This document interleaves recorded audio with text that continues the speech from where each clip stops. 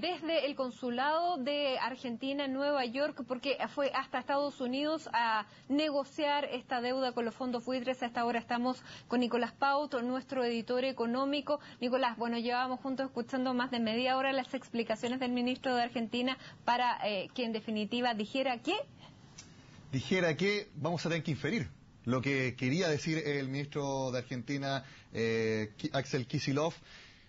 A ver, no lo dijo en ninguna forma concreta, pero sí dio a entender que en definitiva no llegó a buen puerto las casi 2 días de negociaciones entre el ministro de Economía argentino y los representantes de los fondos buitres y también el denominado mediador que fue designado por el juez Griesa en este conflicto. ¿Qué es lo que está en juego? Es algo bastante simple y lo vamos a explicar ahora. Argentina, recordemos, entró en default el año 2001 por una deuda que simplemente no tenía cómo pagar. A partir de ese default entró en negociaciones que duraron años. De hecho, escuchábamos al ministro Kicillof hablando de los canjes conseguidos en 2005, los canjes también conseguidos en 2010, que son simplemente acuerdos para seguir pagando esta deuda. ¿Qué es lo que pasó hace algún tiempo? Un juez de Nueva York... el 94,2% de la deuda. Exactamente, y hablaba incluso de un 160% del PIB de Argentina como deuda también con sus acreedores, que los acreedores son simplemente la gente que se le adeuda algo. ¿Y qué es lo que pasó? Hace algún tiempo, este juez Griesa en Nueva York congeló fondos de Argentina, fondos que Argentina necesitaba para pagar esta deuda. ¿Y qué pasó? En junio venció parte de intereses de esa deuda que tenía con los llamados fondos buitres, que es como se les cataloga peyorativamente a los acreedores exactamente en Estados Unidos. No se llegó a acuerdo en ese entonces.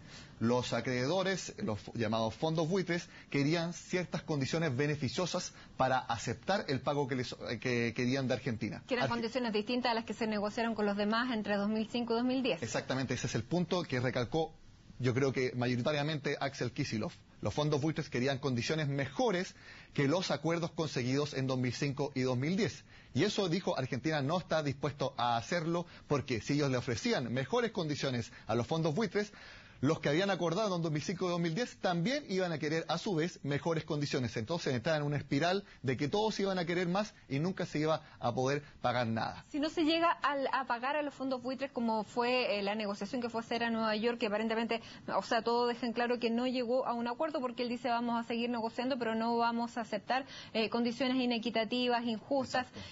Si no llega a acuerdo con estos fondos buitres, ¿entra en cesación de pagos, entra en default o si le sigue pagando al resto o no? Técnicamente, aunque Axel Kicillof no lo dijo, sí, entra en default. Lo han llamado default selectivo, default express, default corto. De hecho, Standard & Poor's, que también hizo mención a Axel Kicillof sobre la agencia clasificadora de riesgo, ya adelantaba que Argentina había entrado en un default selectivo. Incluso había bajado su calificación de deuda a SD, Selective Default, de la CCC que tenía antes. CCC es una nota muy mala de deuda. Ahora vamos al aspecto concreto. ¿Qué significa que Argentina entre en default?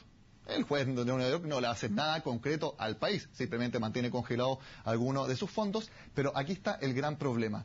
Argentina es un país que necesita recursos, es un país que está sumamente endeudado. Incluso Axel Kicillof hablaba de este Club de París. ¿Qué es eso? Simplemente otro club de acreedores, otro club a quienes Argentina les debe dinero, pero con ellos sí tienen un acuerdo, lo que lograron hace más o menos 2 meses y que se les va a ir pagando oportunamente. Esa al menos es la intención. Pero ¿qué es lo que pasa ahora? Si un país entra en un default y se le baja su clasificación de deuda, cualquier empresa argentina, incluso al gobierno argentino, prácticamente se le cierran muchas opciones de financiamiento.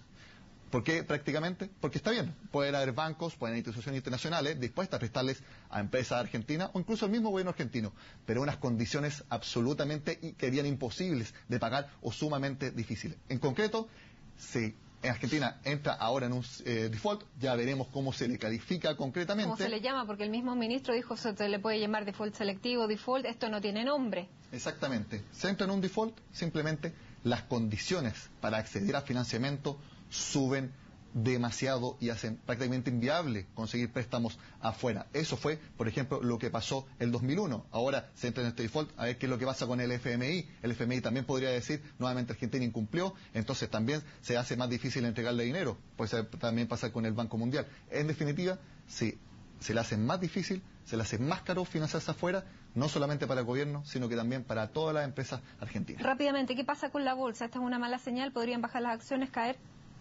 es una opción sin duda, porque si el gobierno argentino no paga y las empresas privadas en Argentina no tienen acceso a financiamiento, pueden poner en peligro las inversiones que quiera hacer el país y por lo tanto los papeles, por lo menos de las empresas argentinas, sin duda que valdrán bastante menos a partir de mañana porque ya la bolsa está cerrada. Bueno, a partir de ahora, porque nos dice nuestro editor a través del interno que ya en las páginas de internet se están viendo bajar específicamente las acciones. La otra pregunta que te iba a hacer, Nicolás, muy rápido, ¿tenía otra salida Argentina? Porque si negociaba con los fondos buitres en condiciones que para el resto fueran, digamos, negativas para los que negociaron entre 2005 y 2010 y le exigían los mismos intereses que no podía pagar, ¿tenía otra salida?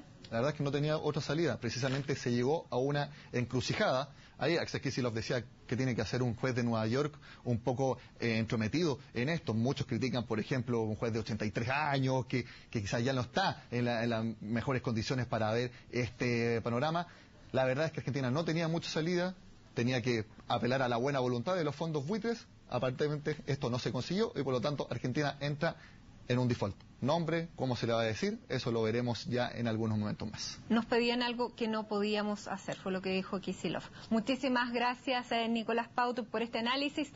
Justo cuando escuchábamos al ministro de Argentina hablar desde Nueva York, donde fueron infructuosas entonces sus negociaciones por estos fondos buitres. Con esta información nos vamos a la pausa. Ya regresamos con todas las noticias aquí en Primera.